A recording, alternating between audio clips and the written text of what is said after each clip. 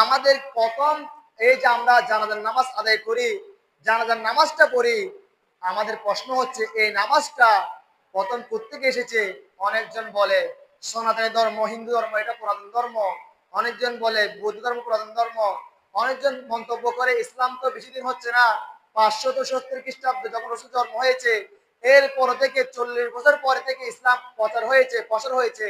নয় নয়, আল্লাহ রাব্বুল আলামিন পৃথিবীর জমিনের মধ্যে মানুষ পাঠিয়েছেন, সবাইকে আল্লাহ রাব্বুল আলামিন মুসলমান হিসেবে পাঠিয়েছেন। সুবহানাল্লাহ। আমরা যে ইসলাম পালন করি, যে ধর্ম পালন করি, ওটা হচ্ছে রাসূল করিম রউফুর রহিম মুহাম্মদুর রাসূলুল্লাহ সাল্লাল্লাহু আলাইহি ওয়াসাল্লাম দিক নির্দেশনা শরীয়ত, কিন্তু ওনার আগে বাবা আদম হতে শুরু করে ঈসা রুহুল্লাহ পর্যন্ত যত নবী রাসূল এসেছে, আল্লাহ রাব্বুল আলামিন 313 জন নবীকে রাসূলকে শরীয়ত দিয়েছেন, মানুষের জন্য শরীয়ত দিয়েছেন, দিন দিয়েছেন।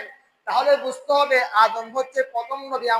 আমাদের যে ভাষা, আমাদের যে কথা, আমাদের যে বিশ্বাস, আল্লাহর যে বাণী, আদম হচ্ছে প্রথম নবী। তাহলে আল্লাহ বলতেছেন ফিতরাতুল্লাহি ফাতারান নাস জামিয়া, আমি পৃথিবীর জমিনের মধ্যে মানুষকে তার নিজের ফিতরতের উপর জন্মগ্রহণ করাই।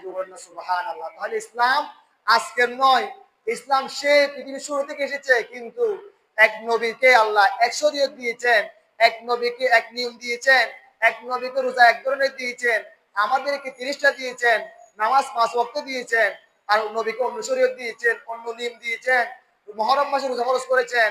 এমনও ইতিহাস রয়েছে। সেজন্য আমরা যে জানাজার নামাজ পড়ি, এই নামাজটা প্রথম কার পড়া হয়?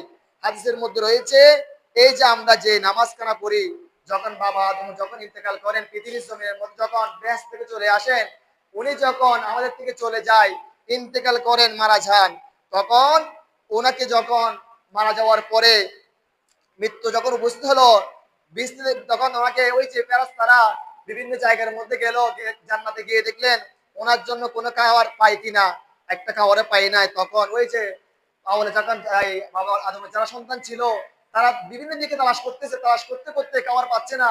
তখন ফেরেশতারা বলতেছেন, হে আদম সন্তান, তোমরা তালাশ করিও না, আল্লাহর পক্ষ থেকে যে বরাদ্দ ছিল, যে খাওয়ার সিস্টেম ছিল, যতটুকু আয়োজন ছিল, এগুলো শেষ হয়ে গিয়েছে। অতি শীঘ্রই তোমাদের পিতা, তোমাদের বাবা, এই আল্লাহর যে বান্দা প্রথম মানব, উনি মৃত্যুবরণ করবে। সুবহানাল্লাহ। তাহলে মৃত্যু এটা একটা নিয়ামত, এটা নীতি।